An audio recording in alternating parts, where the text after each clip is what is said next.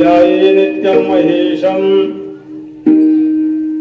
रजतगिरिनिभं चारुचन्द्रावतंसं रत्नाकल्पोज्ज्वलांगं परशुमृगवरादित्यहस्तं प्रसन्नं पद्माशीनं समंस्तात् स्तुतममरगणैर्व्याघ्रकृतिं वसानम् विश्वाद्यं विश्ववन्द्यमनिखिलभयहरं पञ्चवक्त्रं त्रिनेत्रम्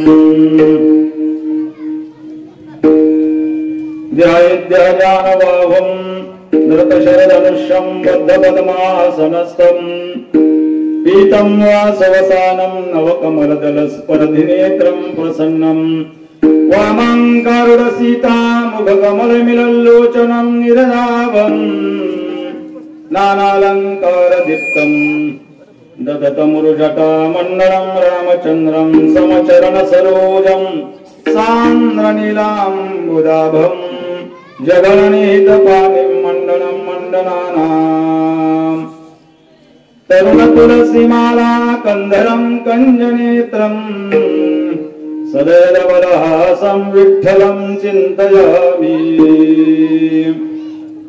आत्मरूपगणेषु केलिया स्मरण सकल विद्यांचे अधिकरण ते वंदो श्रीचरण श्री गुरूंचे जयांचे आठवे शब्दसृष्टी अंगवे सारस्वत आघवे जीवेसी वक्तृत्वा गोडपणे अमृताते पारुखे म्हणे रस होते ओळगणे अक्षरासी भावाचे अवतरण अवतरविते कोण हातातळे संपूर्ण तत्ववेदी ते श्री गुरूंचे पाय जय हृदय गिव सोनिया ठाय तैवळे भाग्य होय निमेषासी ते नमस्कारोनी आता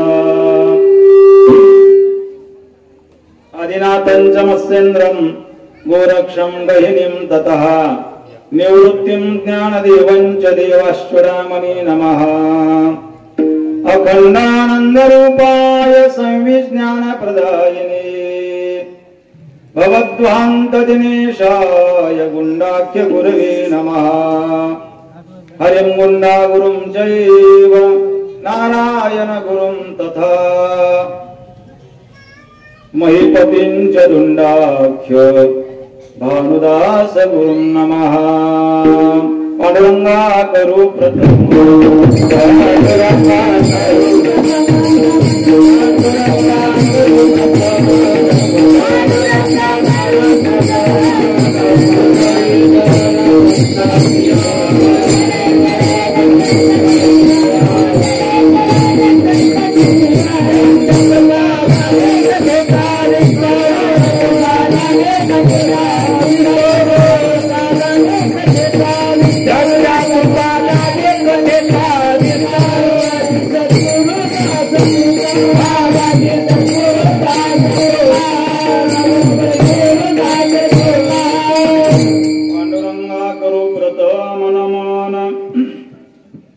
दुसरे चरण संतांची यांच्या कृपादाने कथेचा विस्तारो बाबाजी सद्गुरु दास तुका ओम नमो ज्ञानेश्वरा करुणाकरा दयाळा तुमचा अनुग्रह लादलो पावन झालो चराचरी माझी ऐकावे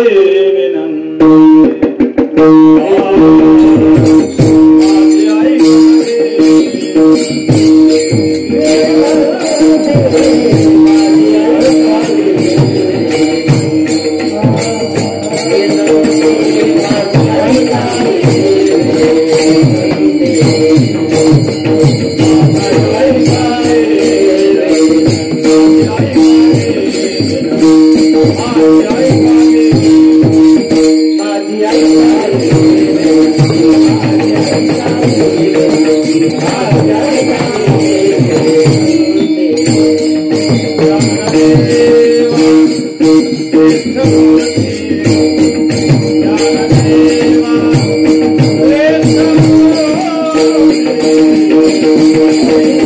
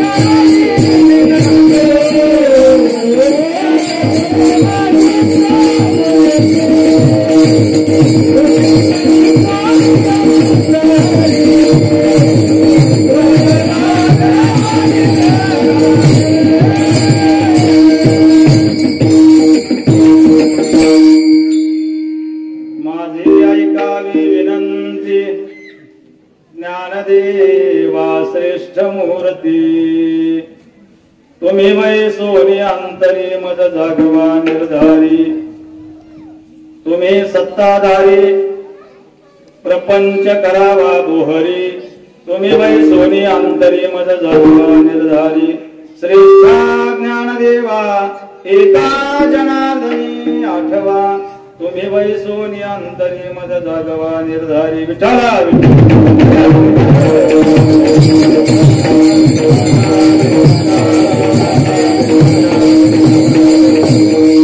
आनंदाद्वय नित्य निरामय आनंदाद्वय नित्य निरामय जे का निज ध्येय योगियांचे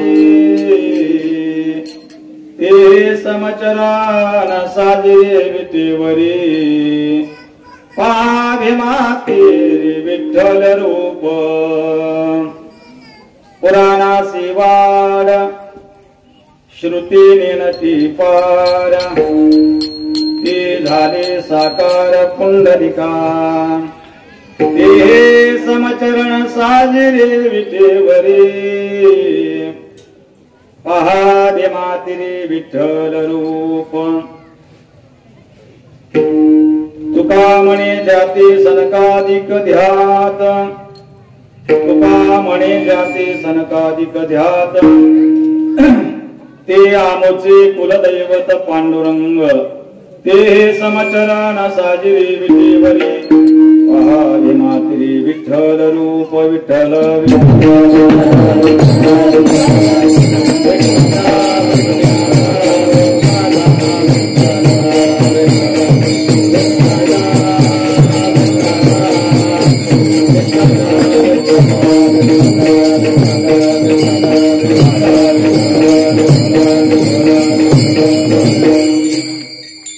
प्रस्तुत प्राप्त प्रसंगी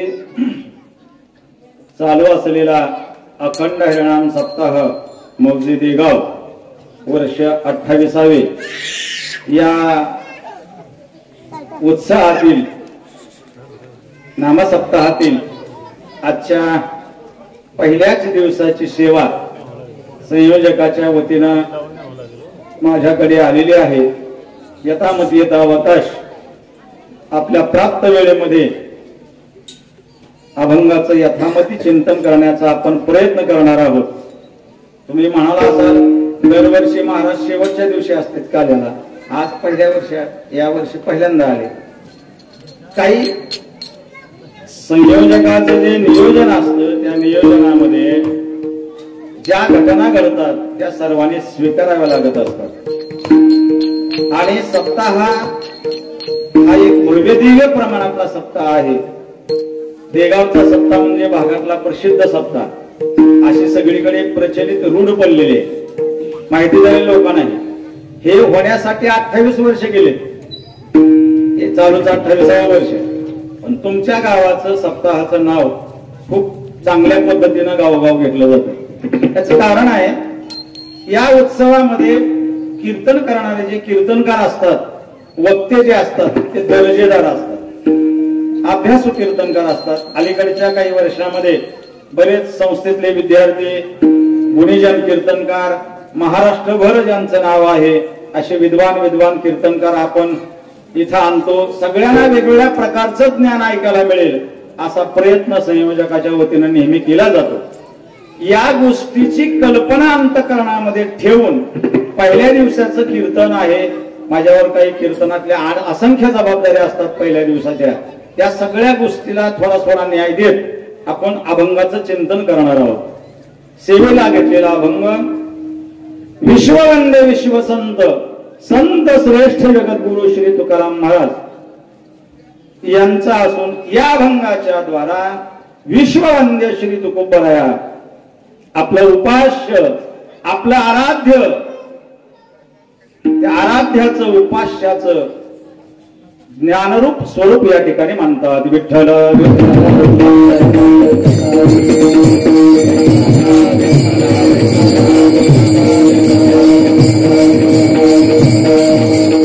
आपण ज्याची उपासना करतो, जे आपलं उपास्य आहे, आपण ज्याची आराधना करतो, सेवा करतो, तो परमात्मा कसा आहे याचं अगोदर ज्ञान असावं लागतं। उपासकाच्या अंतःकरणामध्ये उपास्याबद्दलचं जर यथार्थ ज्ञान असेल तर उपासना योग्य घडते। ही झाली विचारसागराची भाषा, बरोबर आहे का? उपासकाच्या अंतःकरणामध्ये उपास्याबद्दलचं यथार्थ ज्ञान असेल तर उपासना योग्य घडते, आणि हेच खरं सूत्र आहे। आपल्या वारकरी संप्रदायाचं वैभव हे आहे की ज्याची आपण उपासना करणार आहोत तो परमात्मा कसा आहे, त्याचं नेमकं स्वरूप काय आहे, सगुण दृष्टीने त्याचं काय वर्णन संतांनी केलं, निर्गुण दृष्टीने त्याचं काय वर्णन केलं, सगळ्या प्रकारची साहित्यामध्ये, संत साहित्यामध्ये सगळ्या गोष्टीचा यथार्थ ओघ आलेला आहे, आणि तो सगळ्या संतांनी केला।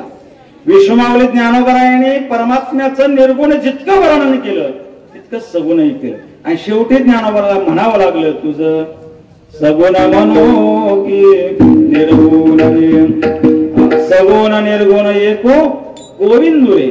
परमात्मा सगुण की निर्गुण, आणि परमात्म्याच्या सगुण स्वरूपाबद्दल अंतःकरणामध्ये असलेली आवड, जिव्हाळा, प्रेम सगळ्या संतांच्या वाङ्मयातून भरभरून ओसंडून वाहिलेला आहे। तसाच त्याच माध्यमातला जगद्गुरु श्री तुकोबारायांच्या गाथेमध्ये पांडुरंगाचं वर्णन करणारा अतिशय उत्कृष्ट अभंग आहे। अभंग अवघड आहे, तत्वज्ञानाच्या दृष्टीने अभंग सोडवायचा म्हटलं तर खूप क्लिष्टही आहे, आणि तसं सोपं करून सांगण्यासारखाही आहे। आता आपले श्रोते, आपला सगळा समाज आणि कीर्तनकार या सगळ्याचा जर समन्वय साधला तर तो अभंग कसा सोडवायचा याचा आपण विचार करू। आपल्या समन्वयानं आपल्याला जसा कळेल असा आपण अभंग सोडवू। फार डोक्यावर न जायचं, तत्वज्ञानही सांगणं नको आणि अगदीच खाली येऊनही बोलणं नको, असा त्याचा एक मध्य केंद्रबिंदू काढून थोडं चिंतन करूया।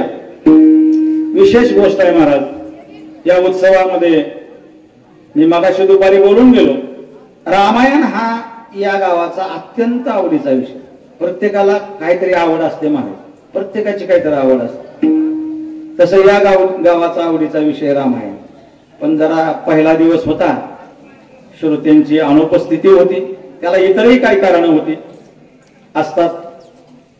बहुसंख्येनं रामायणाला सर्वांनी उपस्थित राहावं अशी माझी तर वैयक्तिक इच्छा आहे। त्याचं कारण सांगतो तुम्हाला। अरण्यकांड, किष्किंधा कांडाची सुरुवात आहे, बरोबर आहे का? अतिशय सुंदर अध्याय, सगळं रामायणातलं जे आख्यान आपण 8 दिवस ऐकणार आहोत ते अतिशय गोड आहे। वाली सुग्रीव जन्माख्यान वगैरे सगळा विषय येणार आहे। त्याच्यामध्ये तत्वज्ञानाचेही काही विषय नाथरायांनी मांडलेले आहेत, त्याच्यावरही आपण प्रकाश टाकण्याचा प्रयत्न करणारच आहोत। तर रामकथेला सर्वांनी उत्स्फूर्त प्रतिसाद द्या अशी एक सगळ्यांना विनंती करतो। सगळ्यात महत्वाची सूचना कीर्तन सुरू करण्याच्या अगोदर बोलतो। खरा तर वारकरी संप्रदाय आणि सप्ताह म्हणल्यानंतर त्याच्यामध्ये मुख्य उपासना आहे ज्ञानेश्वरीची। ज्ञानेश्वरीचं पारायण हे वाचन आहे का उपासना आहे? उपासना आहे। ऐका, वाचन करणं वेगळं, ज्ञानेश्वरीचं पारायण हे नुसतं वाचन नाही, हे नुसतं पारायण नाही, तर ती ज्ञानोबारायांची केलेली सेवा आहे, ती ज्ञानेश्वर महाराजांची केलेली उपासना आहे। तुम्हाला सांगू का ज्ञानेश्वरीचं काय महत्व आहे? ते आवडेल का सांगितलं तर? थोडं विषयांतर होईल। एक महात्मा होऊन गेले परंपरेमध्ये, कदाचित लहाने महाराजांना या चरित्राची कल्पना असेलही। सर्वसंग परित्याग केला आणि आळंदीमध्ये गेले, इंद्रायणीचं स्नान करावं आणि आजान वृक्षाखाली बसून ज्ञानेश्वरीचं पारायण करायचं। खायचं काय? काही खायचं नाही, काहीही खायचं नाही। हे सगळ्यात अवघड बरं का। आपल्याला वेळेवर नाही मिळलं, कोणाला चक्करच येते, कोणाचा शुगरच वाढते, कोणाचा बीपीच वाढतो, उशीर झाल्यावर कोणतं खवळतं, इतक्या वेळ असतं का पारायण, इतक्या वेळ असतं का गाथा भजन, चला चला वेळ झाला तेव्हा आपलंही आहे। पण त्यांनी सर्व अन्नाचा त्याग केला, कसलंही अन्न खाणे नाही। काय त्या महात्म्याची ताकद असेल महाराज। केवळ आजान वृक्षाची वाऱ्यानं गळून पडलेली पानं जेवढी खाली पडतील तेवढीच पानं खायची आणि पाणी प्यायचं इंद्रायणी। दुसरीकडे पाणी प्यायचं नाही, इंद्रायणीच पाणी प्यायचं जाऊन. अशी पारायण चालू केली. किती पारायण केली असतील, किती केली असतील तुम्ही म्हणसाल, केलं असेल एखादं इतक्या अडचणीतलं पारायण म्हणल्यावर. 1000 पारायण केली. अशी किती, 1000 पारायण केली. ज्ञानेश्वरीची 1000 पारायण करणारा महात्मा, काय त्यांची अवस्था असेल महाराज. त्यांची ज्ञानेश्वरी मुखोद्गत झाली असेल का नसेल, नक्कीच झाली असेल. 1000 पारायण केली. पण त्यांची एकच इच्छा होती. काय इच्छा होती, की प्रत्यक्ष ज्ञानोबरायाने समाधीतून बाहेर यावं आणि मला दर्शन द्यावं. एकच इच्छा अंतकरणात. ज्ञानोबरायाची केलेली उपासना सांगतो तुम्हाला. एवढी पारायण झाली. त्याने ठरवलं होतं आता हे शेवटचं पारायण, आणि शेवटचं पारायण पूर्ण झालं. अगदी पसायदान आरती वगैरे झाली, ग्रंथाची पूजा केली, सगळं झालं. ज्ञानोबराय काही प्रगट झाले नाहीत. त्याने विचार केला, ज्ञानेश्वरीला मी दोष देत नाही, ज्ञानेश्वरी श्रेष्ठच आहे. मग 1000 वेळा वाचून जर ज्ञानोबराय प्रगट होत नसतील, तर वाचताना या जिभेकडून काहीतरी चूक झालेली असावी. ऐका, इंद्रायणीच्या तीरावर जातो तो महात्मा आणि जीभ आपली बाहेर अशी उपटून काढतो. सोपी गोष्ट ही नका काढायची ती काय. जीभ उपटून काढली बाहेर, आणि जीभ अशी उपटून काढून इंद्रायणीमध्ये टाकायची. तुझी लायकी नाही, तू ज्ञानोबरायला बोलू शकत नाही, आणि आपला प्राणत्याग करायचा हा त्यांचा ठरलेला निश्चय. आणि खरंच त्यांनी जीभ अशी उपटून बाहेर काढली. इंद्रायणीच्या पाण्यामध्ये जीभ टाकणार, तिथं ज्ञानोबराय प्रगट झाले महाराज. कैवल्याचा पुतळा प्रगटला,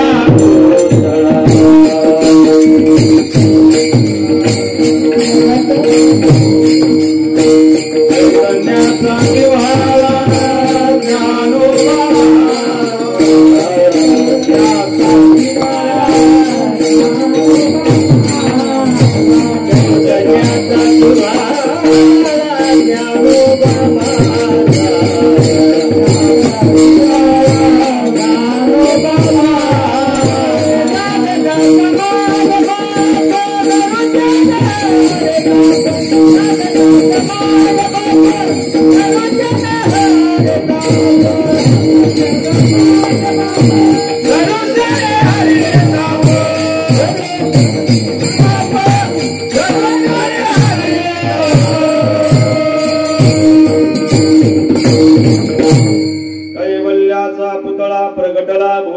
चैतन्याचा जिव्हाळा ज्ञानोबा माझा.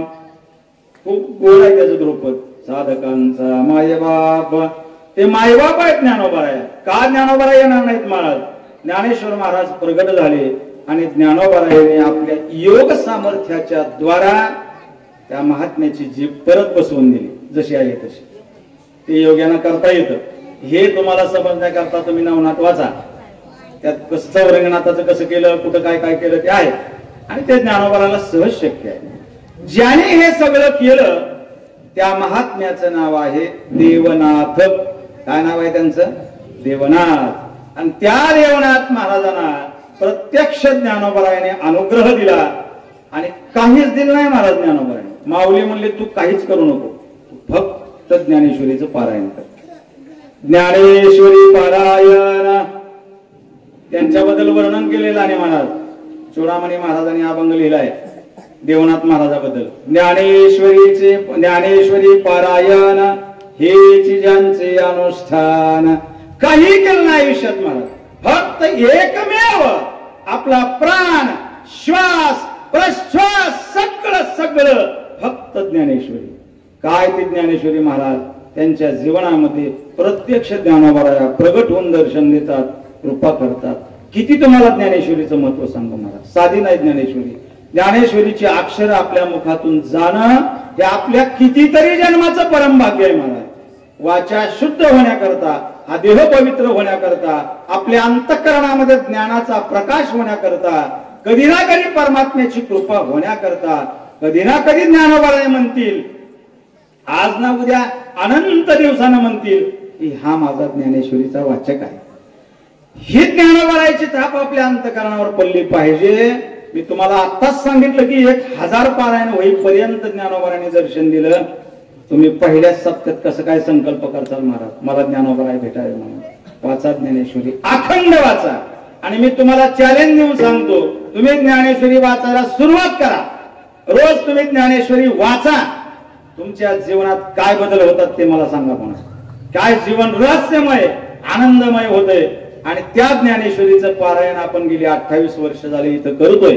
या वर्षी त्या पारायणामध्ये काही भर पडावी, वाचकांची संख्या वाढावी, ज्ञानेश्वरी कमी पडू नयेत म्हणून आंबेजोगाईच्या एका महात्म्याने प्रभाकर उगले सर, त्याने आपल्या मंडळाला 30 ज्ञानेश्वरी सप्रेम भेट दिलेली आहे. 28 कारण वर्ष 28वा त्यांचंही बरोबर आहे. 28व्या वर्षात 28 ज्ञानेश्वरी दिले त्यांनी. 28 ज्ञानेश्वरी त्यांनी दिलेले आहेत, मंडळाच्या काही आहेत. आणि संयोजकाने असा संकल्प केलाय, जे वाचायला बसतील त्याला ती ज्ञानेश्वरी, ते स्वयंसेवकाचा बिल्ला, ती ज्ञानेश्वरी तुम्हाला द्यायची आहे. प्रसाद म्हणून द्यायची आहे ज्ञानोबरायाचा. ते आपल्या घरी घेऊन जायचं आहे. पण तुम्ही मंडपात आला तर या कीर्तन राहू द्या थोडं बघलेला. कीर्तन तुम्हाला उद्यापासून खूप ज्ञानी माणसाचे ऐकायला मिळणार आहे. आणि मला महाराजांनी सूचना दिली होती, तुम्ही कीर्तन करा, कमी करा, अभंगावर बोला नाही तर ना बोला. हे महत्वाचं आहे. मी तुम्हाला विनंती करेन, आणखीनही वेळ गेलेली नाही, 2च अध्याय आज झाले. उद्या ज्ञानेश्वरी वाचायला जाणती माणसं कसा जाणती.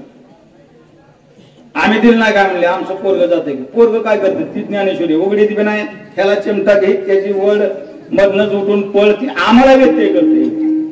आमचा गोठाळा करते सुद्धा महाराज.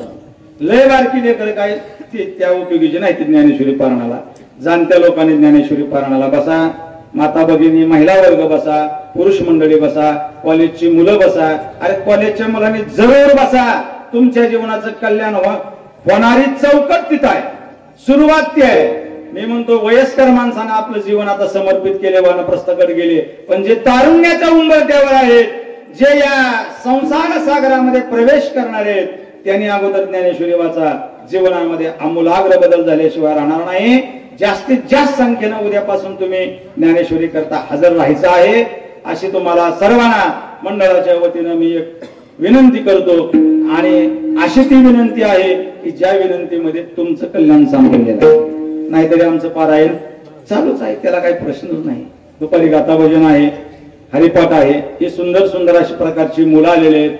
ज्ञानार्जन गुरुकुल वारकरी शिक्षण संस्था सासुरे. आता हे नाव, संस्थेचं नाव वगैरे सांगायचं म्हणून सांगायचं असतं. तुम्हा सगळ्याला माहितीतले असलेले, तुम्ही ज्यांना ओळखता असे आमच्या गावचे हरिभक्ती परायण आदरणीय काका महाराज. काका महाराजांना सगळं गाव ओळखतंय. काका महाराजांना ओळखता ना तुम्ही. काका महाराजांचा मुलगा म्हणजे आमचे सुदाम महाराज. सुदाम महाराजांनी किती कष्ट करून मृदंग शिकले हे उभारून इथं सांगण्यासारखं नाही. खूप प्रयास केले, खूप कष्ट केले आणि गुरुंची सेवा केली आणि मृदंग शिकले. येडशीला बाप्पाकडे शिकले, पुन्हा आळंदीला गेले. काय सुरुवात शशिकांत महाराजापासून झाली. मृदंग स्वतः शिकले आणि संकल्पच केला की मी माझ्या जीवनामध्ये फक्त मुलंच घडवणार, मला प्रपंच करायचा नाही. त्यांच्यासाठी टाळ्या वाजवा. आजच्या पिढीत असा मुलगा आहे हा. त्यानं स्वतःहून मला सांगितलं, महाराज मला लग्न करायचं नाही. माझा संसार ही माझी मुलं, हीच माझा संसार, माझी संस्था हीच माझा संसार. लग्न करून 1-2 मुलांचा बाप होण्यापेक्षा दरवर्षी 5-25 मुलं आहेत म्हणली. अशा आयुष्यात 1000 मुलं होतील तयार. आणि परंपरा आपल्या गुरुचं रामकृष्ण भाऊ आणि भगवान भाऊ ही जी 2 बांधव झाले, त्यातल्या भगवान भाऊनी जे मृदंगाचं ज्ञान, येडशीकरांचं जे महाराष्ट्रामध्ये ठसा आहे, दबदबा आहे. कुणाचाही मृदंग असू द्या, पण येडशीकराचा मृदंगाचार्य म्हणलं की एक वेगळाच ठसा आहे माझा. पंढरपूरचा बाज वेगळा, तुमचा आळंदीकराचा वेगळा, पण आमचा दानका वेगळा. येडशीकराचा माल खतरनाक माल. येडशीकराचा मृदंग म्हणजे काही विचारताच होय नाही. ते भाऊच होते आणि भाऊंच्या परंपरेमध्ये भाऊचे शिष्य सुदाम महाराजांचे गुरुवर्य बाप्पा जालिंदर बाप्पा आपल्या सप्त्यात बऱ्याच वेळा आले. माझ्या कार्याचे कीर्तन त्यांनी वाजवलं होतं आणि त्यांच्याकडून सुदाम महाराज. म्हणजे फार मोठी परंपरा लांबट आहे असं नाही. भाऊ पासून अगदी एकच मध्ये गॅप आहे, तिसरीच आहे. सुदाम महाराजांचा मृदंग खूप तयार झाला, गोड तयार झाला आणि वैराग्य निर्माण झालं. सर्व संघाचा परित्याग करून आज ह्या मुलांसाठी ती अहोरात्र झटते. काय त्याला मर्यादा नाही त्या झटण्याला. पोरांना शिक्षण चालू आहे, सगळे संस्कार त्या पोरांना आहेत. नुसतं मृदंगाचं ज्ञान नाही, मृदंग आहे, भजन आहे, त्यांना संस्कृत शिकवलं पाहिजे, राहणीमान, व्यवस्था, सगळ्या प्रकारचं ज्ञान, शाळेचं शिक्षण, सगळ्यावर स्वतः लक्ष देतात. संस्था फार सुंदर आहे, संस्थेमध्ये सगळी व्यवस्था मुलांची चोख आहे. अगदी तुम्ही जाऊन पाहू शकता. त्यांचा 8 दिवस आपल्याला सहवास मिळणार आहे आणि अशीच मुलं आपल्या देगावमध्ये तयार व्हावी अशी अनेक वर्षापासून आपली इच्छा आहे. आपली काय तयारच होणार, किती बारे जर प्रयत्न केला तर काय ती मोडकडूनच पडते खाली, काय ती तयार होईल. ते तयार होण्यासाठी 8 दिवसाचा संस्कार थोडा कमी वाटतोय. 8 दिवसात तयार होऊ वाटतंय. मंडपात आलं की काय कीर्तन, काय सप्ताह, कसलं ज्ञान त्या महाराजाला, किती अभ्यास त्यांचा आपण बी केलं पाहिजे. ही कुठवर वाटतंय, काला वस्तूवर. एकदा मंडप सोडला गेलं महाराज, पुढल्या वर्षी पुन्हा मंडप टाकताना त्याचं द्यास. अशी परिस्थिती आहे आपली. त्याला स्मशान वैराग्य म्हणतात, प्रसूती वैराग्य म्हणतात, न टिकणारं वैराग्य म्हणतात. मग 8 दिवसात जर तुम्हाला ती घट्ट होत नसेल, महिन्यात तर घट होईल. एका महिन्यात तर आपलं भाग्य असं आहे. महाराज आपल्या महाराष्ट्रामध्ये एक महात्मा असा आहे, त्यांची तुम्ही दरवर्षी 4-5 वर्ष सलग कालीचे कीर्तन ऐकलेले. वैराग्य मूर्ती आदरणीय श्री काका महाराज पाहणे. त्या महात्म्याने एवढा मोठा कीर्तनकार असताना त्यांना रोज कमीत कमी 10-15 हजार रुपये सहज लोक दक्षिणा देतील अशी कीर्तन येऊ शकतात आणि वर्षभर बुकिंग होऊ शकतं. इतका विद्वान महात्मा आहे ते काका. काकांना संस्कृत तयार आहे, गायन तयार आहे, सगळ्या गोष्टी तयार आहेत. त्या काका महाराजांनी 12 महिने 12 गावाला द्यायचे असा संकल्प केला. कुठलंही कीर्तन करायचं नाही, कोणाची दक्षिणा घ्यायची नाही, 1 रुपया घ्यायचा नाही. 12 गावं निवडली आणि त्या 12 गावात 1 महिना राहून तिथल्या पोरांना शिकवायचं असा त्याचा संकल्प आहे. त्याच्यामध्ये 2 नंबरला तुमच्या गावाचं नाव आहे. देगाव 2 नंबरला आहे. पहिलं कुठलं तरी गाव आहे आणि 3 नंबरला 2 का 3 नंबरला गाव आहे देगाव. देगावमध्ये काका महाराज 1 महिन्याचा वेळ देणार आहे. महिनाभर तुमच्या मुलाला ते ट्रेनिंग देणार आहेत, शिकवणार आहेत आणि त्याच्यातून त्या महिन्यात जर काही घट्टता निर्माण झाली आणि वैराग्य निर्माण झालं, शिकण्याची लालसा निर्माण झाली, परमात्म्याबद्दलचं प्रेम उत्पन्न झालं तर जे महिन्यात येतील त्याच्या कमीत कमी 10% तरी मुलं याच्यामध्ये येतील. 1 दिवस देगावचेच टाळकरी असे उभा राहावे अशी बऱ्याच वर्षापासूनची इच्छा आहे. पण परमात्मा त्या इच्छेला काय आणखीन प्रतिसाद देत नाही. तुम्ही सर्वांनी त्या दृष्टीने प्रयत्न करावे.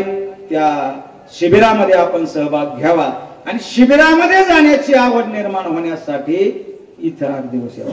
आता चालूला हे चालूचा 8 दिवस घट्ट झाले मग शिबिरात जाऊ वाटल, शिबिरात गेलात संस्थेत जाऊ वाटल आणि संस्थेत गेलात तर असे महाराज होतात. गदादे महाराजासारखे, लहानी महाराजासारखे, सुदामभावासारखे संस्था निघतील, तुमचं वैभव वाढेल, तुमच्या जीवनाचं कल्याण होऊ शकतं. ती सोय या ठिकाणी आपण केलेली आहे, त्याचाही सर्वांनी लाभ घ्यावा. असू द्या, अनेक काही सूचना असतील, काही बोलायचं असेल ते जसं आठवल तसं बोलतो. तुम्ही म्हणा चला आणखीन महाराजांनी अभंगाला सुरुवात केली नाही, आम्हाला तर भुका लागायला लागल्या, स्वयंपाक तयार झालाय. तिकडं हरिपाठ चालू व्हायच्या आधीपासून चालू आहे, ते रामायणापासून चालू आहे. त्यांचं धन्यवाद मानायला पाहिजे ते तयार करणाऱ्याचं. फार काळजी करून ते करतायत का लोकांना जेवण वेळेवर मिळलं पाहिजे. उत्कृष्ट पंक्तीचा आनंद आहे. तुम्हाला जर चांगलं जेवायचं असेल, वेळेवर जेवायचं असेल, सर्वांनी कीर्तन लक्ष देऊन ऐका, म्हणजे तुम्हाला जेवण सुद्धा तितक्याच आनंदाने जाईल. विठ्ठला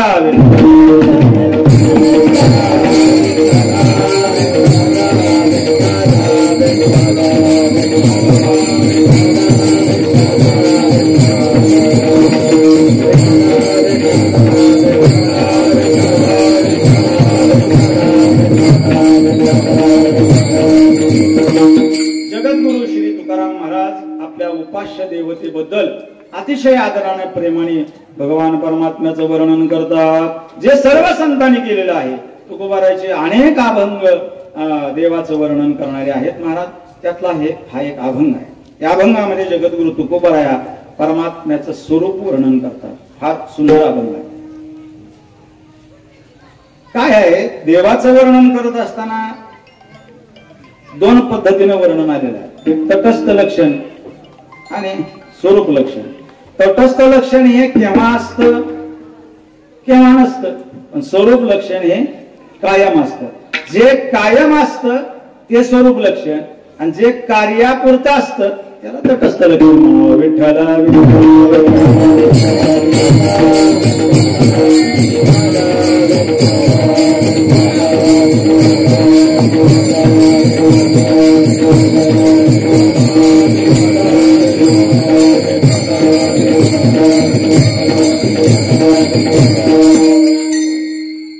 भगवान परमात्मा आणि संपूर्ण विश्व याचा जर विचार केला, एक फार गोड श्लोक आहे मला. जसे आपल्याला आता ज्ञानेश्वरीची आवड निर्माण झाली, पटापट ज्ञानेश्वरीच्या ओव्या मुखामध्ये येतात, त्यातला आनंद कळतो, गोडी कळते. तसं संस्कृतच्या बाबतीमध्ये एक आहे. त्यातला जर रस कळला का मला, फारच चिंतनाला सोपं आणि आनंदाला पारावर नाही. जग हे मायेचं स्वरूप आहे, लक्षात ठेवा. पूर्ण जग बर का, संपूर्ण जग. ते अगदी अब्रह्म भुवन लोकांना असं जरी म्हणलं तर चालत. तशाच आशयाचा एक श्लोक आहे. अब्रह्मस्तंभ पर्यंतम. काय सुरुवात आहे? अब्रह्मस्तंभ पर्यंतम सर्व मायामयम जगत. अगदी संपूर्ण विश्व, अगदी ब्रह्मदेवा सहित त्याच्यात आले. कारण ब्रह्मदेवाला सुद्धा ब्रह्मपदाचे भरसे न चुकती पुनरावृत्तीचे वलसे, त्याला सुद्धा मरण आहेच. त्यामुळे ती त्याच्यात आलंच सगळं. ब्रह्मदेव आले म्हणजे सगळे देव आले, इंद्रादिक सगळे आले, सगळे देव. मनुष्य मात्र जीवजंतू पासून संपूर्ण ब्रह्मांड हे काय आहे? माया आहे, माया. अब्रह्मस्तंभ पर्यंतम सर्व मायामयम जगत. सगळं जगत हे मायामय आहे. मय हा प्रत्यय लागला की स्वरूप येत. मायेचं स्वरूप मय प्रत्यय. मायामय म्हणजे मायेचं स्वरूपाने हे सगळं जग व्यापलेलं आहे. आणि माया ही कशी आहे? माया असत्य आहे. माया दुःख रूप आहे. माया कशाला म्हणतात? जी नाही तिला माया म्हणतात. विठ्ठल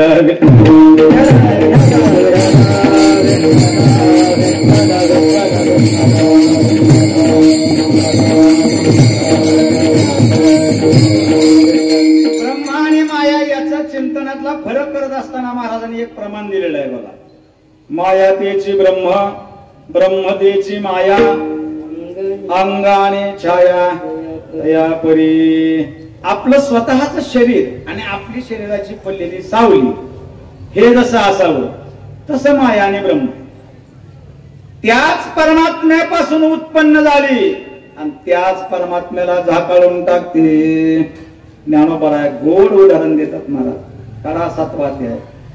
ही उदकी झाली बाबुली, ते उदका ते जीवी झाकोळी, कावायाची आभाळी आकाशलोपी. शेवाळ हे पाण्यापासून निर्माण होतं विहिरीमध्ये. आता अलीकडल्या लोकांना सवय लागली शेततळी करायची पाणी साठवण्यासाठी. मग ती शेततळी तयार करतात, त्यात पाणी साठवतात. 1 वर्ष 2 वर्षांना जावा शेततळी बघायला. शेततळ केल्या कधीच बघायला जायचं नाही. चांगलंच असतंय तेव्हा. 1-1.5 वर्षांना जायचं. मग किती सुंदर पाणी असते त्यात बघायचं. हिरवगार, कसे चट्टे असे पसरलेले असतात शेवाळाचे. किती सुंदर शेवाळ असते महाराज. मग ती शेवाळ कुठल्या बाजारात आणलेलं असते? कुठनं आणून त्याच्यात सोडलं का शेवाळ? नाही. मग शेवाळ आलं कुठनं? शेवाळ कुठनंच आलं नाही, पाण्यापासूनच तयार होतं. शेवाळ हे पाण्यापासूनच तयार होत असतं आणि पाण्यालाच झाकत असत. तशी ब्रह्म्यापासून माया उत्पन्न झाली. तेथे झाले स्फुरण जागर अहम ब्रह्म म्हणून. या शिवलीला 11वा अध्याय. ते ध्वनी म्हणजे माया सत्य. ते दोन्ही त्रिगुण निर्माण होत शिव इच्छे करून. या रुद्राध्यायामध्ये वर्णन आलेलं आहे. त्या परमात्म्याच्या ठिकाणी स्फुरण झालं अहम ब्रह्मास्मी. ते स्फुरण, ते ध्वनी म्हणजे माया. आणि त्या मायेनं त्याच परमात्म्याची सत्ता वापरून हे संपूर्ण विश्व तयार केलं आणि त्याच भगवंताला झाकण्याचा प्रयत्न केला. ज्याला निर्माण केलं ते तुम्ही आणि सर्व जीवजंतू मायोत्पन्न असल्यामुळं, मायेपासून उत्पन्न झाल्यामुळं आपण त्या मायेच्या अधीन जातो. कल्पना अविद्या ते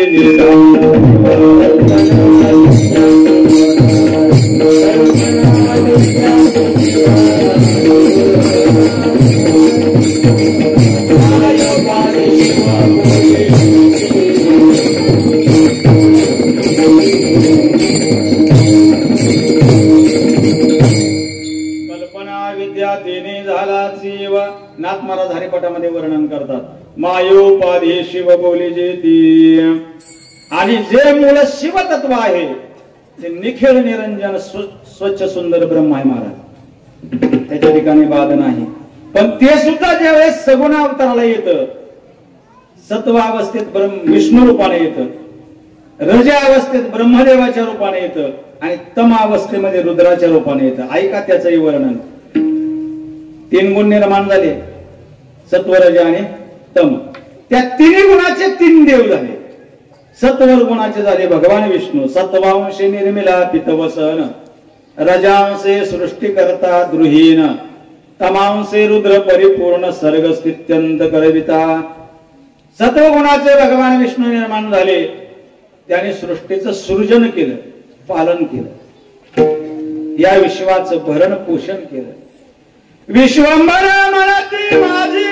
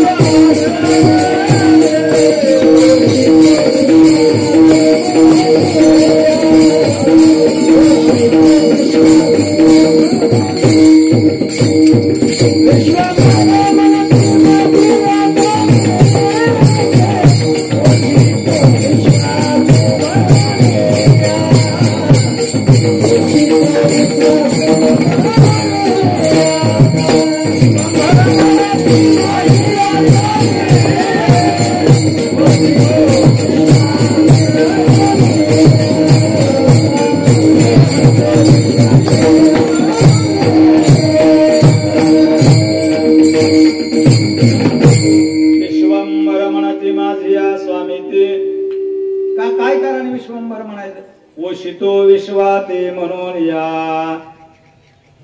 अरे भरण पोषण जगाचं करण्याची जबाबदारी त्या परमात्म्याची आहे, तुमची नाही. आपल्या स्वतःच्या पोटाचं भरण पोषण कसं होईल, आपल्या शरीराचं, याची रात्रंदिवस माणसाला काळजी. नित्य उठून या भयाची चिंता. उठलं की आज काय करायचं, काळजीच आहे महाराज. आज काळजी नव्हती तर हाकच आहे माझं. तुम्हाला काय तिथं येते बरं आहे, हा काय महाराज. पण माझं मत असं आहे, पोटाची आपण काळजी करू नये. ज्यानं आपल्याला निर्माण केलंय ती करील की व्यवस्था काय करायची, थोडासा निर्धार त्याच्यावर टाकायचा प्रयत्न करावा, काहीतरी थोडासा भार देवावर घालावा. परमात्मा व्यवस्था करतो, नक्कीच करतो, काही काळजी करू नका. भरण पोषणाची जबाबदारी देवावर सोपवावी, कारण त्यांनी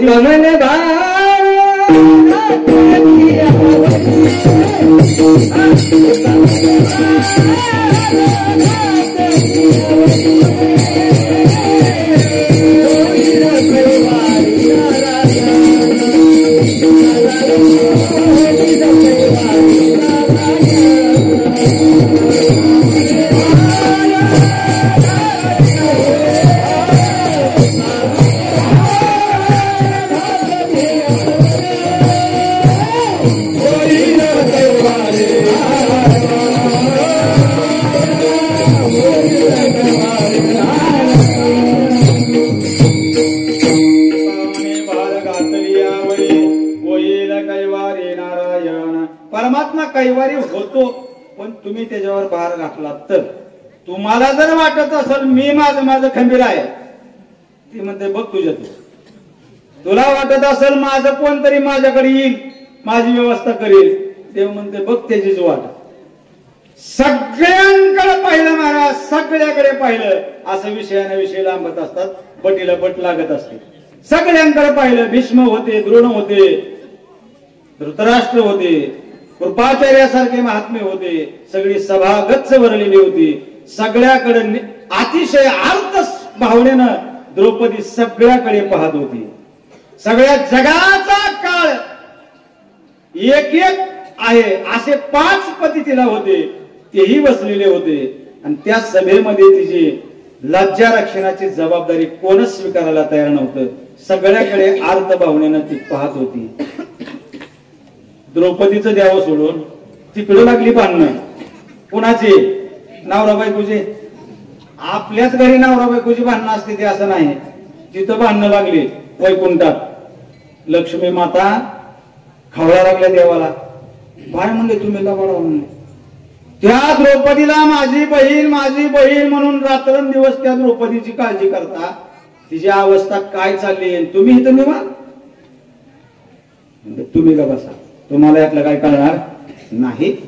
तर लक्ष्मी मातेने विचार केला, परमात्मा सर्वज्ञ आहे, त्याने आपल्याला गप्प बसायला सांगितलंय म्हणजे काहीतरी अर्थ असेल. आपण गप्प बसावं, कारण ती परमात्म्याची अर्धांगिनी आहे. ती काय आगावपणानं बोलणारी नव्हती. लक्ष्मी माता निवांत राहिली आणि बघितलं काय चाललंय ते. परमात्मा म्हणले तिला बघू दे की, म्हणले तिचं रक्षण करायला कोण कोण येत. तिच्या मनात आहे ना, आमका येईल तमका येईल बघू दे म्हणले. आणि सगळ्याच संपलं. आणि लक्ष्मी ऐक म्हणले, जरी मला भक्त माझे प्रिय असले तरी त्या भक्तानं हाक मारल्याशिवाय बोलल्याशिवाय मी कधीच जात नाही. न बोलिविता कुणाकडे जात नाही आणि बोलिल्यावर गेल्याशिवाय राहत नाही. हा माझा स्वभाव आहे. बघू दे म्हणले. तिचं सर्वस्व संपलं महाराज. ऐका, प्रसंग मोठा करुणेचा आहे. तुम्हाला माहित जरी असला तरी ऐका. सगळ्यांची आशा संपली. ज्या वेळेस कोणाकडूनच आपलं रक्षण होत नाही आणि आपलं रक्षण आपल्याला स्वतःला करावं लागणार आहे, हे ज्या वेळेस स्त्रीच्या लक्षात येतं त्यावेळेस स्त्री जगाचा काळ होऊ शकते. माझं वाक्य नीट लक्षात ठेवा. जर एखाद्या स्त्रीने ठरवलं की आपलं स्वतःचं रक्षण आपल्याला करायचं आहे, तर ती संपूर्ण जगाचा काळ होऊ शकते. ती कोणालाच हरत नाही महाराज, पण तिनं ठरवावं लागतं. तशी अंतःकरणामध्ये द्रौपदीनं तयारी केली आणि द्रौपदीनं प्रयत्न करायला सुरुवात केला. तिचाही स्वतःचा प्रयत्न असफल व्हायला लागला. काय करावं, आणि अशी ज्या वेळेस संपूर्ण अवस्था, सगळा आधार संपला, त्यावेळेस द्रौपदीनं परमात्म्याला हाक मारली. कोठे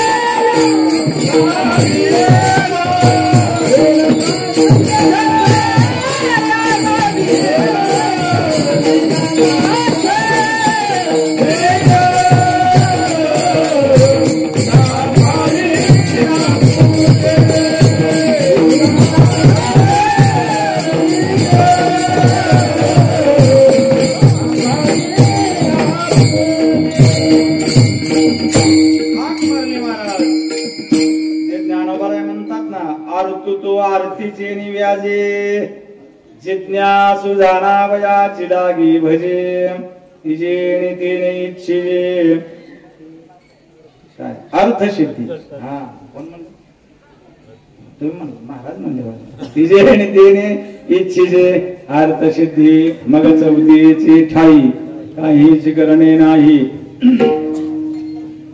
ज्ञानी महात्म्याचं वर्णन आहे चौथा. पण पहिला तो आरतू म्हणजे काय अर्थाचं लक्षण आहे. आरतू तो आरतीचे निव्याजे त्याच्यावर आलेल्या संकटासाठी तेवढ्या पुरताच देवाला जो हाक मारतो. अर्थभक्तामध्ये द्रौपदी येते पण द्रौपदी अर्थभक्तामध्ये येऊन पुन्हा ज्ञानी भक्तामध्ये येते हे लक्षात ठेवा. जाऊ द्या विषयाचा अवांतर प्रयोजन नको. आपला विषय इतकाच चालला होता. देवावर बाहेर घातल्यावर परमात्मा धावून येतो. परमात्मा धावून आले वस्त्र रूपी वस्त्रे कैशी झाली माऊली. पुष्कळ चिंतन आहे त्याच्याकडे आपल्याला वेळ नाही जायचा. आता देवावर बाहेर घातला की देव तुमचं सर्वस्व चालवतो. कारण तो विश्वंभर आहे म्हणून त्याला विश्वंभर म्हणतात. पोषण करतो म्हणून.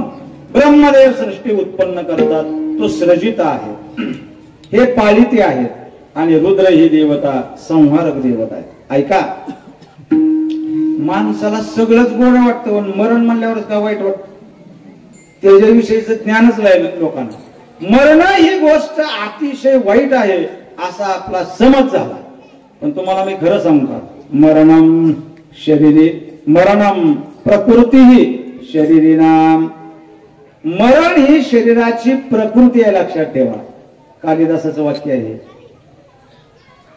मरणम प्रकृती ही शरीरीनाम. शरीराची प्रकृती म्हणजे मरण आहे. उलट जगणं हेच शरीराच्या संबंधानं नाही. कालिदास असं म्हणतात मनुष्य मेला कसा हे नवलाचं नाही आजपर्यंत जगला कसा हेच नवलाच आहे. अरे मरण त्याचा जन्मसिद्ध हक्क आहे. जन्माला आल्यावर मरण हा त्याचा हक्क आहे महाराज. तो मरणारच आहे.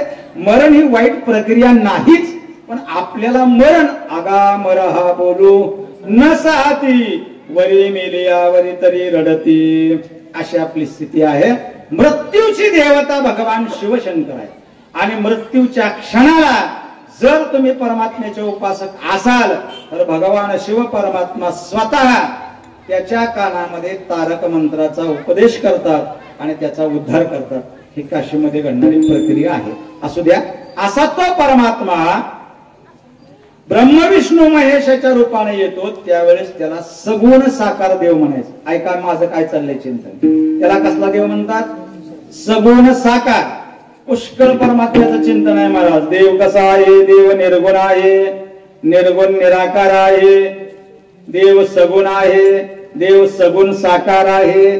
सगुण असलं म्हणजे फक्त गुणानं असणं आणि सगुण साकार असणं म्हणजे साकार रूपाला येऊन पुन्हा गुणवान असणं. कितीतरी हेच भेद आहेत. आणि जितके तुम्ही अधिक भेद करचाल तितका तुम्हाला अधिकच आनंद त्यात मिळत जातो. विचार सागराला बसा गुगल मीटला कळतंय मग डोक्याला किती ताण पडतो ते कसं असतं ते. परमार्थ आणि ज्ञान जितकं तुम्ही अवघड शिकाल तितकं आणखीन अवघड पुढे शिल्लक आहे. आणि जितकं सोपं करचाल तितकं सोपं पण आहे. फार अवघड शिकायचं का सोपं शिकायचं का अवघड माहिती करून घेऊन सोपं वागायचं हे आपल्याकडून ठरवायचं. माझं स्पष्ट मत असं आहे अवघड आपल्याला माहिती असावं ज्ञान आपल्याकडे असावं.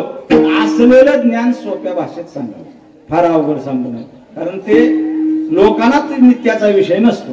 असं असतं ते. जाऊ द्या. आपला मुद्दा इतकाच चालला होता.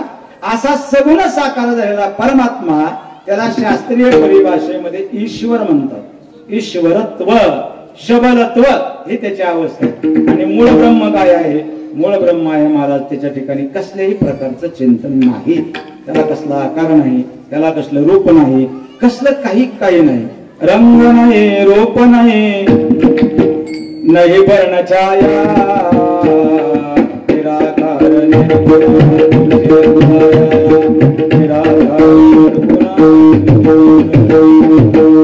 नेहमीच आपलं प्रमाण आहे.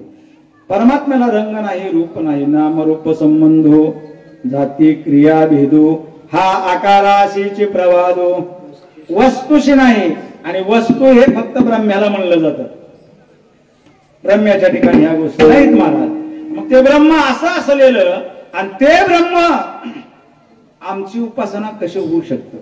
ऐका, पांडुरंग परमात्मा ब्रह्म कसा आहे सांगू तुम्हाला. उगवले बिंब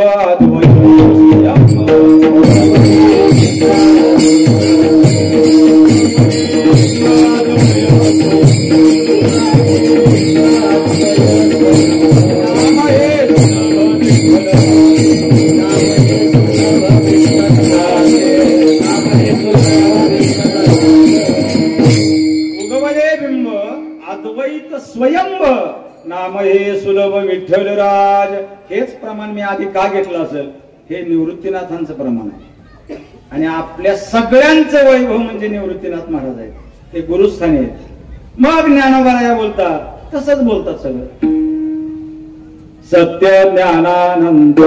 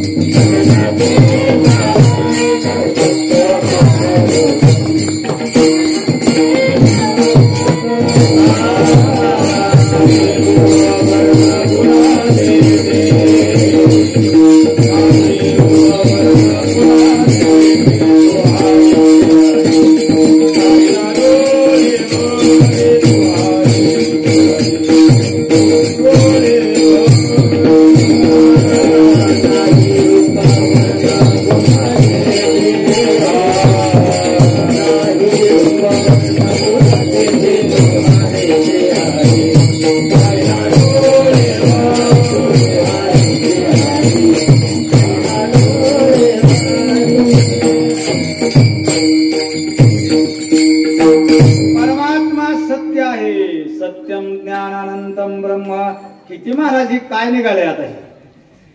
परमात्मा कसा आहे? सत्य ज्ञानानंत. गगनाचे प्रावरण नाही, रूपवर्ण गुण जेते. त्याला रूप नाही, गुण नाही, वर्ण नाही. तो सत्य स्वरूप आहे, तो ज्ञान स्वरूप आहे. सत्यम ज्ञानम अनंतम ब्रह्म. श्रुतीचं वाक्य ना, बोलणार आहे पुढे मी. असे असलेले हे भगवंताची स्वरूप आणि तो परमात्मा जगद्गुरु तुकोबराया तेच सांगतात. तो परमात्मा कसा आहे? अभंगाचं पहिलं चरण.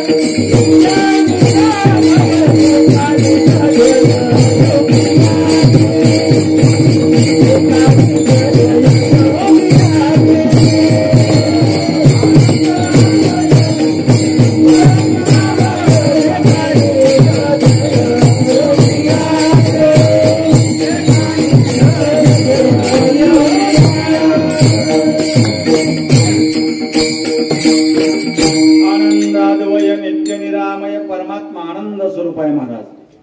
तो नित्य आहे, अद्वय आहे. एका एका वाक्यात व्याख्या सांगतो पुढे जातो. आनंद आहे म्हणजे काय आहे? तुमच्या माझ्या जीवनामध्ये कधी ना कधी प्रत्येकाच्या जीवनात दुःख आहेच. मी खरं बोलू का? आपल्या जीवनात रोजच दुःख आहे मला. आपल्या जीवनात आहे हे सगळं दुःखच आहे. कारण तुम्ही ज्याला आनंद समजता तो सुद्धा आनंद नाही. आनंदाचे काही प्रकार आहेत सुद्धा महाराज. आता तुम्ही ऐकलं असेल, कारण सगळे विद्वानाची कीर्तन महाराज वाजवतात. त्यातल्या त्यात त्यांचं आवडीचं कीर्तनकार म्हणजे आदरणीय रामभाऊ महाराज, राऊत बाबा, वेदांताचे मुकुटमणीत सध्या शेखर महाराज आहेत, आदरणीय आमचे गुरुवर्य चैतन्य महाराज आहेत. त्यांची ती कीर्तन वाजवतात, ऐकतात. म्हणजे कलाकाराला ज्ञानी माणसाचं ऐकायला मिळतं. ही मोठा खुराक आहे महाराज, मोठा खुराक आहे.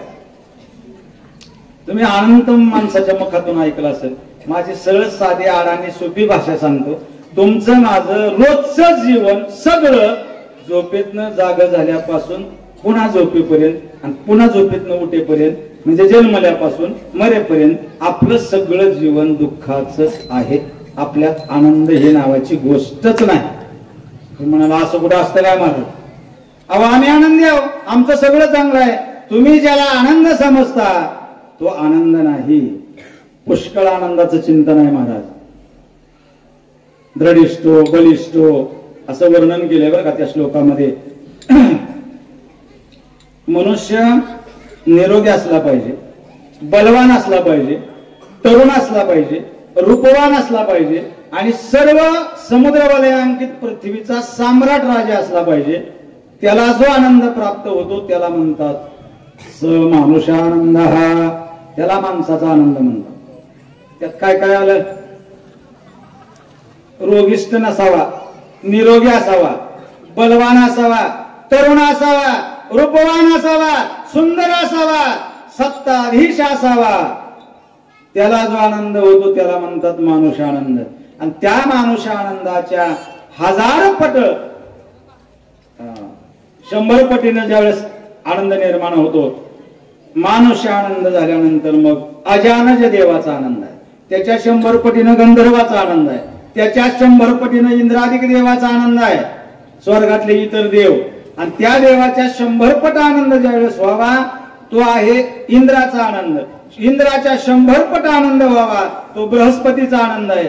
बृहस्पतीच्या 100 पट आनंद व्हावा तो भगवान विष्णू परमात्म्याचा आनंद आहे.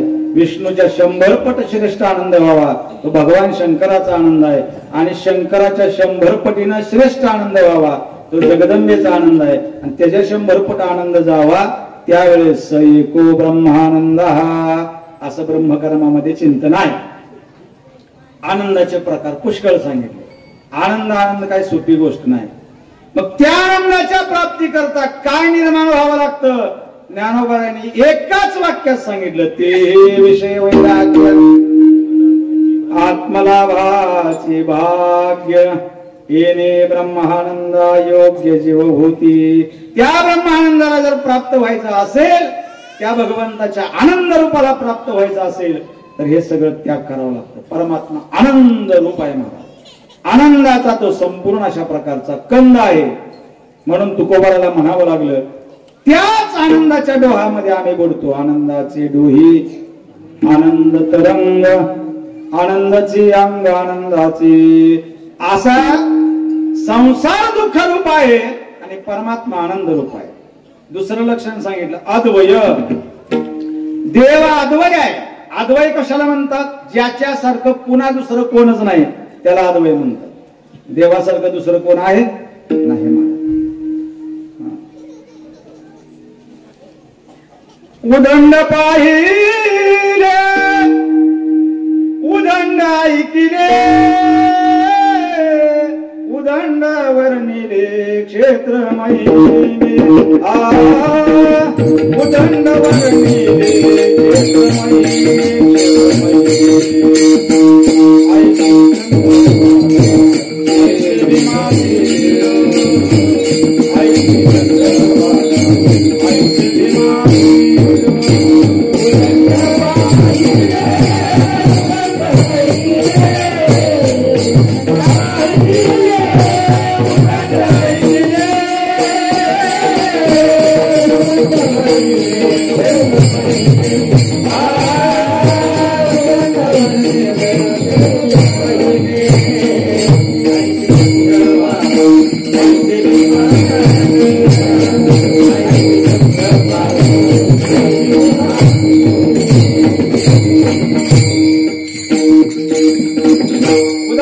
पाहिले उदंड ऐकिले उदंड वर्णिले क्षेत्र महिमे सगळं पुष्कळ आहे पण ऐशी चंद्रभागा ऐसे भीमा तीर पुढचं फार महत्वाचं आहे महाराज ऐसा विटेवर देव कोठी ज्या ती दुसरीकडे कुठंच नाही म्हणून त्याला अद्वय म्हणावं ब्रह्म हे अद्वय आहे महाराज ब्रह्म्याला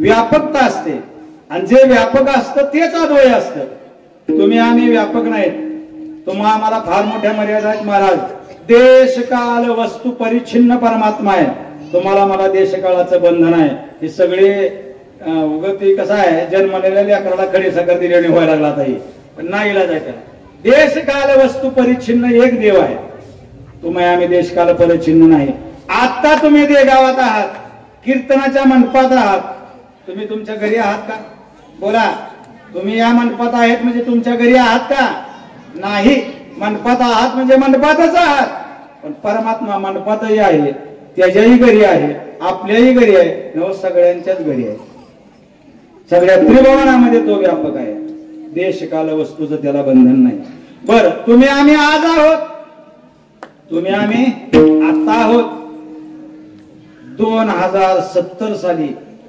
आपण असणार का जरा थोडं डळत घेतलं का कुणी टिकलं तर पुन्हा अलीकडचा घोटाळा होणे म्हणून जरा जास्त घेतलं 2070 75 ला आणि 50 वर्षांनी आपण दिसल का नाही मला आद्यवा वर्ष शतांत्यवा आज किंवा भले 100 वर्षांनी मरण हे आपल्याला आहे आपण नसणार पण आपण ज्या वेळेस नसू त्यावेळेस देव असणार का नाही पांडुरंग असणार का नाही असं ना म्हणून आपलं जगणं आपलं अस्तित्व हे नित्य नाही आपलं अनित्य आहे आज आहे उद्या नाही पण देव माग होता आपण मागही नव्हतो आपण आज आहोत देव आजही आहे आपण उद्या नसणार आहे पण देव उद्या असणार आहे म्हणून तो नित्य आहे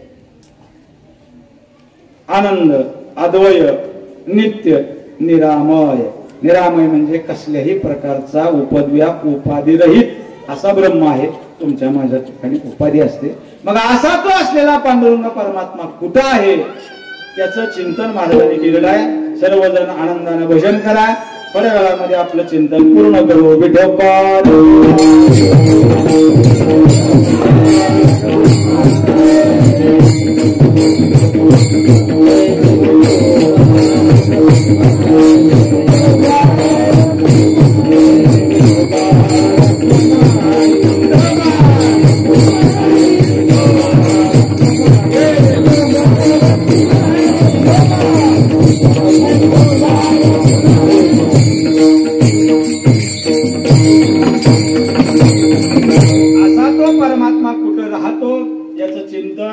जे आपलं उपास्य आहे पांडुरंग परमात्मा अत्यंत सुंदर महाराज त्या स्वरूपाचं वर्णन आपण नेहमी करतो देव हा समचरणामध्ये उभा आहे तेही समचरण कुठं साजिरे विटेवरी एका चरणात सगळं सांगितलं महाराजांनी महाराज देव समचरणात आहे कुठं आहे समचरण विटेवरी आहे पण ती वीट कुठं आहे पहा बेमा तेरे विठ्ठल रूप सगळं एका चरणात बसवलं महाराजांनी पांडुरंग परमात्मा कुठं आहे तुम्ही जर म्हणाल तुम्ही ज्या देवाचं एवढं गोड वर्णन सांगितलं तो पांडुरंग कुठं आहे ऐका देमा तेरे एक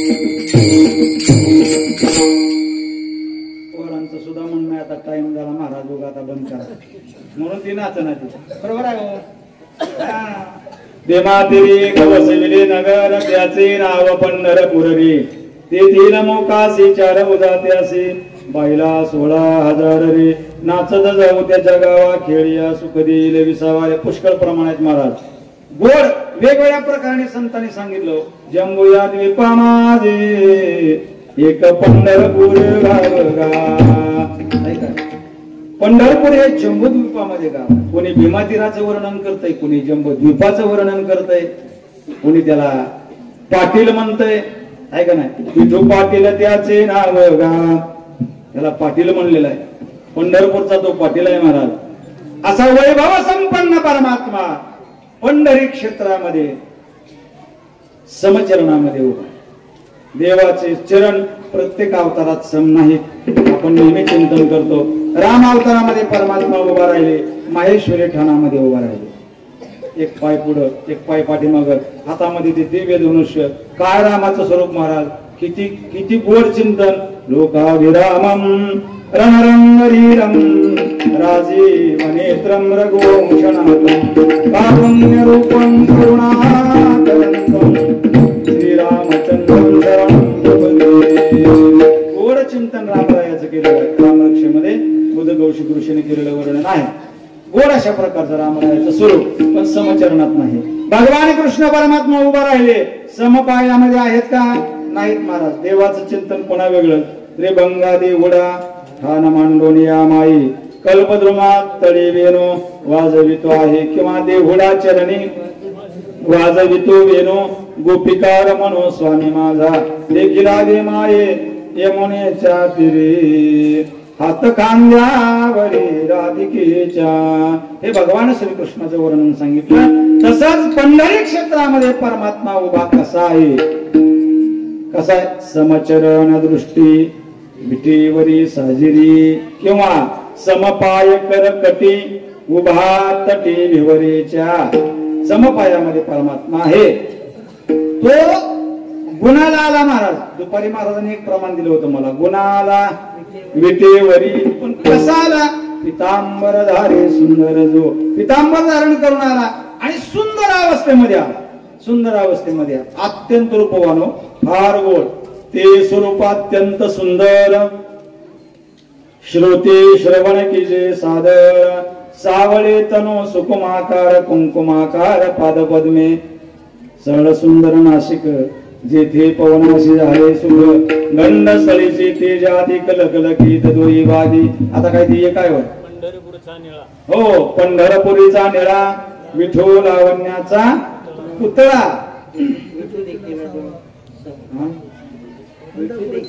हा लावण्याचा पुतळा विठो देखील डोळा बाई येऊ फार गोड अशा प्रकारचा अभंग आहे पंढरपुरीचा निळा ते परवाचे कोण गायक आहे देशपांडे कोण राहुलजी त्यांनी गायलेला आहे फार गोड गायले असू द्या ते पंढरपूरचा निळा समचरणामध्ये सुंदर अवस्थेमध्ये देव उभा आहे आणि त्या देवाला तितका सुंदर पितांबर आहे हो पित पितांबर कसला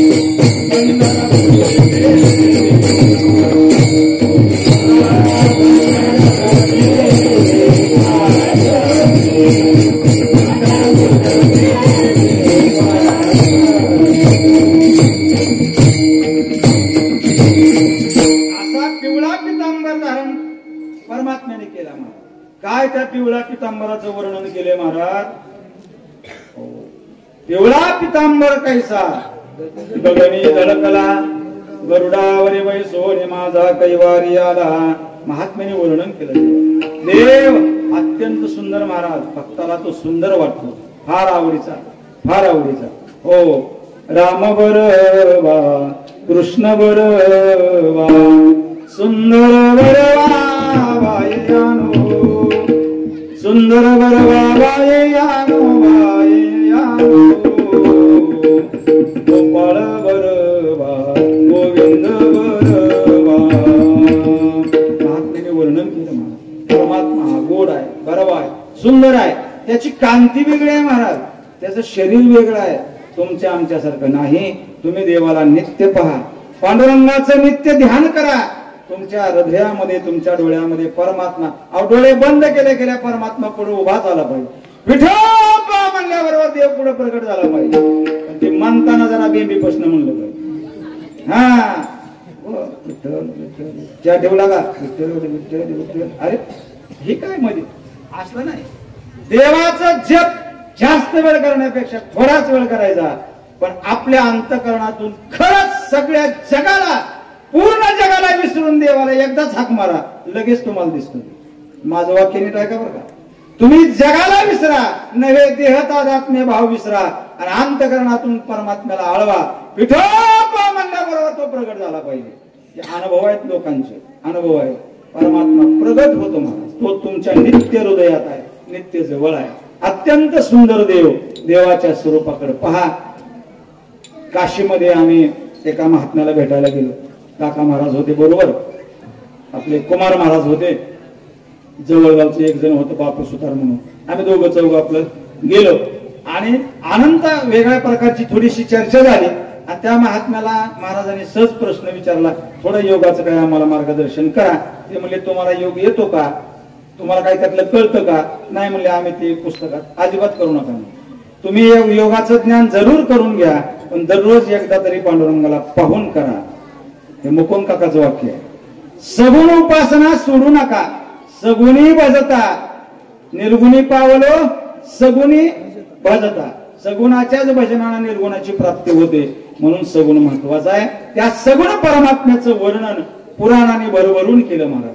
18 पुराणाने केलं, 4 वेदाने केलं, वेदातल्या अनंत श्रुती मातेनं परमात्म्याचं वर्णन केलं. म्हणून ज्ञानोबाला म्हणावं लागलं, तुम्हाला जर देव कळायचा असेल तर तुम्हाला श्रुतीच वाचावी लागेल, श्रुतीच ऐकावं. तैसा वेद प्रतिपाद्य जो ईश्वर तो होवावया लागी गोचरू. काय करावं लागेल, श्रुतीचा निरंतर अभ्यास करणे. म्हणून नाही श्रुती परवती माऊली जगा. म्हणून तुकोबराय म्हणतात, पुराणासी वाढ श्रुतीने नती पार, ते झाले साकार पुंडलिका. अशा श्रुतीनं ज्याचं अनंत वर्णन केलं, पुराणाने वर्णन केलं, तो परमात्मा सगुण साकार झाला. पण कोणासाठी झाला, पुंडलिकासाठी झाला. पुंडलिकासाठी अजूनही तिष्ठत. तुका म्हणे मात धन्य त्याची. तो पुंडलिकरायासाठी अजून तिष्ठत आहे. पुंडलिकरायाने आपल्यावर मोठा उपकार केला महाराज. तया पुंडलिकी केला उपकार. कशा करता, फेरावया भार पृथ्वीचा. परमात्म्याला उभं करून ठेवलं, तिष्ठत विटेवर उभा करून ठेवलं. आणि असा जो विटेवर उभा आहे, ज्याचं ध्यान रात्रंदिवस सनकादिक महात्मे करतात. हे तुम्हाला नाव ऐकायला सुद्धा भाग्य मी म्हणतो तुमचं. सनकादिकाची नावं सुद्धा कानावर पडणार. कोण सनकादिक? सनकादिक याच्यामध्ये एकाचं नाव आहे, पण ती 4 आहे. सनक, सनंदन, सनत सुजात आणि सनत कुमार हे 4 ब्रह्मदेवाचे मानस पुत्र आहेत. ते अजन्म ब्रह्मचारी आहेत, अखंड पूर्ण ब्रह्मज्ञानी आहेत आणि नित्य परमात्म्याच्या सानिध्यात आहेत. त्या सनकादिकांनी ज्याचं अखंड ध्यान केलं, तो परमात्मा म्हणजे माझ्या कुळाचं दैवत आहे. तुकाराम महाराज छातीवर हात ठेवून सांगतात,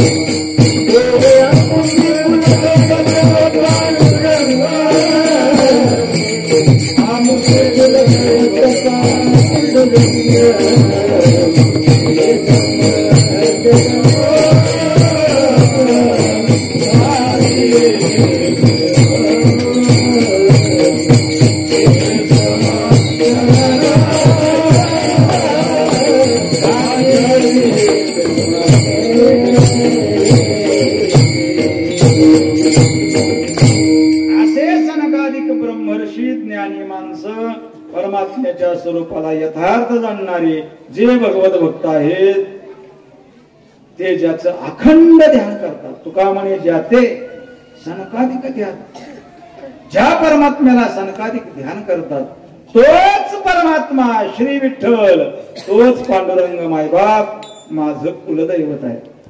ऐका, मनुष्याने आपल्या जीवनामध्ये आपल्या पितरांची सेवा चुकू नये.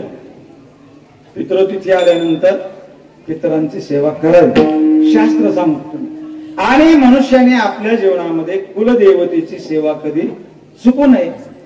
कुलदेवतेची सेवा जर चुकू नये, कुलदेवतेची उपासना केलीच पाहिजे. त्याला शास्त्रीय परिभाषेमध्ये कुलधर्म कुलाचार म्हणतात. बरं ठीक आहे, मग तुम्ही लगेच आपापलं कुलदैवत तपासा. बघा आपलं कुलदैवत काय. कोण म्हणणार जेजुरीचा खंडोबा, बाळ्याचा खंडोबा, मग कोणी म्हणणार आमचा ज्योतिबाई म्हणली, कोणाला भैरवनाथ, भैरवा म्हणचाल, ज्योतिबा म्हणचाल, खंडोबा म्हणचाल. ती कुठला जेजुरीचा असेल, बाळ्याचा असेल, पालीचा असेल, भैरवात बी बरंच सोनारी आहे, इकडे काय ती अंकुली आहे आणि काय. पण हे सगळे कोण आहेत? हे भैरव हे सगळे देवत आहेत. ते प्रत्यक्ष भगवान शंकराचे अवतार आहेत, भिन्न भिन्न. अष्टभैरव सुद्धा परमात्मा भगवान शंकरापासूनच निर्माण झाले. हे भगवान शिवाचेच अवतार आहे. कोणाचं कुलदैवत? सगळ्याची एक कॉमन कुलदैवत आहे. आपापल्या शेतात बोर असतो वेगळा, पण एक समाई खीर असते. तशी समाई खीर काय सांगतो तुम्हाला? आंबाबाई. आंबाबाई आम्हाला नाही असं कुणी बी उठून सांगायचं. काय उठते ती काय माणसं. आणि जर सांगितलंच नाही म्हणून उद्याच काय झालं तर पुन्हा काय करायचं? लय भेटते ती माणसं सगळ्यात जास्त. कशाला माहिती आहे का? मी खरं सांगतो तुम्हाला, अहो ती आई आहे, सगळ्या जगाची आई आहे. ती तुम्हाला कशाला त्रास देईल, पण नेमकं माणसं तिलाच भेटते. अहो चिंदीना चिंदी सगळे धुवून काढते ती त्या दसऱ्यात. किती आपदा बायांची भेटते ती फक्त आंबाबाईला. आमच्या पांडुरंगाला कोण सुद्धा भेट नाही महाराज, कोण सुद्धा भेट नाही. पांडुरंगाचं होय काय नसतंय म्हणले चालतंय. आंबाबाई अजिबात चालत नाही, लय कडक म्हणले. असं नसतं. ऐका, जगदंबेचं रूप असेल, खंडेरायाचं रूप असेल, म्हणते खंडेराव दैवतामुचे ते आजी कोपले व साचे, कुलधर्म वडिलांचे चुकलो की जे मायबाप नातरा वर्णन करतात. खंडोबा, आता आमचं कुलदैवत खंडोबाच आहे, जेजुरीचं आहे. आम्ही कुलधर्म कुळाचार करतोच की. चुकतंय काय? चुकत नसतं महाराज. खंडोबा असेल, ज्योतिबा असेल, भैरोबा असेल, आई जगदंबा असेल, ह्या देवतेची उपासना करायचीच असते. पण ही देव सुद्धा खंडोबा म्हणजे माझा परमात्माच आहे, ही भावना तिथं तयार व्हावी लागते. तुम्ही कुठल्याही देवतेची उपासना करा, तो ब्रह्मच आहे, तो परमात्माच आहे. आणि सगळ्यात शेवटचं वाक्य सांगतो, ज्या गावामध्ये आपण राहतो त्या गावाचं जे आपलं ग्रामदैवत असतं त्या ग्रामदेवतेची सेवा कधी चुकायची नसते. आता देगावकर मंडळी, तुमचं ग्रामदैवत काय आहे? श्री नागनाथ महाराज. नागनाथ महाराजांची सेवा आपण केलीच पाहिजे. आणि हे सगळं करत असताना सगळ्या जगाचं अधिष्ठान परमात्मा असल्यामुळं, तोच परमात्मा सगुण साकार असल्यामुळं पांडुरंगाची उपासना करावी. आणि ते आपलं कुलदैवत म्हणून करावे. आता काही प्रमाण म्हणून घेत नाही मी, फक्त सांगतो. विठ्ठल कुळीचे दैवत, विठ्ठल वित्त गोत चित्त, विठ्ठल पुण्याने पुरुषार्थ, आवडे मात विठ्ठलाची. इथं महाराज आवडे म्हणतात, पण ज्ञानोबा काय तर म्हणतात आणून आवडे, आणून आवडे. आता मला दुसरं काही आवडतच नाही. एका परमात्म्याशिवाय दुसरा विषय वृत्तीचा राहिला नाही. ही संतांची भूमिका आहे आणि ज्या परमात्म्याच्या संबंधीनं आहे त्या देवाचं स्वरूप आपल्या लक्षात यावं, अशा पद्धतीचं या अभंगाचं चिंतन आहे. यथामते मी बोलण्याचा प्रयत्न केला. तुम्हाला ते पटलं असेल नसेल, कोणाला कळलं असेल नसेल, हा तुमचा प्रश्न झाला. कीर्तन उद्यापासून चांगले काय करा, उद्यापासून या. माझं काय जरच वर्ष ऐकत आहे तुम्ही. लोकल आहे महाराज, नेहमीचा महाराज आहे. एखादा लय आमचा महाराज यायचं म्हणजे बसायला जागा पुरत नाही महाराज. कीर्तन कोणाचंही असो, कीर्तन त्या महाराजाचं नसतं, कीर्तन देवाचं असतं. कोणाचं असतं? परमात्म्याचं असतं. त्यामुळे कीर्तनाला सगळ्यांनी यायचं. आणि उद्या कीर्तनाला वेळेवर लवकर या. अशी जागा वगैरे पुन्हा उद्या इथं जागा मिळत नाही बरं का तुम्हाला. उद्या जरा लवकर या.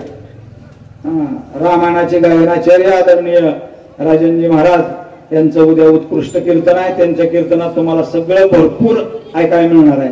मी एकच काम केले आज, मजबूत ताट टाकले तुम्हाला, असं मला तर वाटतं बरं का. आता तुम्ही प्रतिक्रिया काय द्यायची हा तुमचा प्रश्न आहे, पण मी वाढलेली पत्रवाळी फाटकी नाही हे मात्र मी 100% सांगू शकतो. हे माझ्या गुरूंचं वैभव आहे, माझ्या परंपरेचं ते वैभव आहे. भव्य दिव्य ताट तुम्हाला मांडून ठेवलेलं आहे. उत्कृष्ट अशा प्रकारचे पदार्थ त्यात तुम्हाला उद्यापासून वाढले जाणार आहेत. पण ते पदार्थ खाण्यासाठी अधिष्ठान ताटाचं लागतं. ते ताट मात्र महाराजांच्या कृपेने तुम्हाला दिलंय. त्याच्यामध्ये उत्कृष्ट पक्वान येतील. तुम्ही आनंदानं सेवन करा, आपलं जीवन तृप्त करा. पुन्हा एकदा सर्वांना सप्ताहामध्ये सक्रिय होण्याकरता विशेषत्वानं आग्रह करतो. आणि आपल्या या सप्ताह करता आलेले हे ज्ञानार्जन गुरुकुल भजनी मंडळ विद्यार्थी वृंद, या विद्यार्थी वृंदाचा 8 दिवस तुम्हाला आता सहवास आहे. ही मुलं हरिपाठ कशी करतात, ही कीर्तनात कशी उभं राहतात, हे चाली कशा म्हणतात, पावलं कशी खेळतात, यांचं वय किती आहे, ह्यात खोडकर कोण आहे, गुणवान कोण आहे, हे सगळं तुम्हाला बघावं लागलं का नाही. ते सगळं बघायसाठी फक्त इथे या. पोरं कशी कशी काय करतात कार्यक्रम बघायसाठी या. फार दिवसाचे संस्कार यांना नाही. त्यात ह्या वर्षीची काही नवीन बरीच आहे, ती जुनी बरीच आलेली नाही. ती असं असतं. सुदाम महाराजांची संस्था म्हणजे संस्थेत काय सगळा जुना माल कायमचा नाही. ट्रान्सलेशन चालूच आहे सारखं. ती फल्ट्रायझर चालू आहे तुमची. नवीन येते ती, जुनी निघून जाते, ती तयार होऊन पुढे जाते, ती नवीन माल येते. आलेल्यांना याला पुन्हा घडवायचं आहे पहिल्यापासून. ही फार कसोटीचं काम आहे महाराज. सुदाम महाराजांनी हातामध्ये घेतलंय. त्यांना परमात्मा यश नक्कीच दिलंयच आहे देवानं. आणखीनही भरभरून देतील. आता उद्यापासून आपले आदरणीय गायनाचार्य लाणे महाराज, आदरणीय गदादे महाराज, या सर्वांच्या सहवासामध्ये आपल्याला कीर्तन सेवा ऐकायची. झालेली सेवा परमात्म्याच्या चरणी समर्पित करू आणि या ठिकाणी थांबू. ज्ञानेश्वर